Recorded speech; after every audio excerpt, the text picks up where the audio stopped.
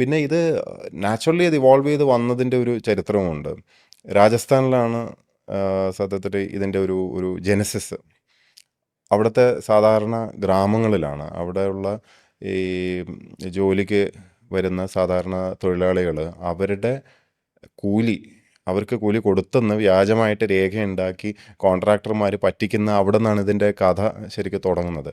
അപ്പോൾ അവിടെ അരുണ റോയ് എന്ന് പറഞ്ഞിട്ടുള്ള IAS ഓഫീസർ ഉണ്ടായിരുന്നു. അവർ രാജിവെച്ചിട്ട് ഒരു ആക്ടിവിസ്റ്റായിട്ട് ആ ഗ്രാമങ്ങളിൽ ഇറങ്ങിച്ചെന്ന് പല രീതിയിലുള്ള പല വർക്കൊക്കെ ചെയ്ത് സോഷ്യൽ വർക്ക് ചെയ്ത് വളരെ she is very famous for that.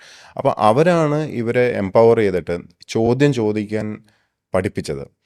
അവരുടെ ഒരു കൂട്ടായ്മയിൽ ഒരു എന്താ പറയുക ഗ്രാമങ്ങൾ മുഴുവൻ ചേർന്ന് അവിടെ ഒരു പ്രഷർ ഇട്ടിട്ട് ഉദ്യോഗസ്ഥരെ കൊണ്ട് കണക്ക് പറയിപ്പിച്ചു, ലെഡ്ജറുകൾ പുറത്തെടുപ്പിച്ചു. അവിടെ ജൻ സുൻവായി എന്ന് പറഞ്ഞൊരു കോൺസെപ്റ്റ് കൊണ്ടുവന്നു. ജനങ്ങൾ മുഴുവനും ഇരിക്കുകയും പബ്ലിക്കായിട്ട് ഈ റെക്കോർഡ്സ് മുഴുവനും അവിടെ ഹാജരാക്കിയിട്ട് ഓരോ പേര്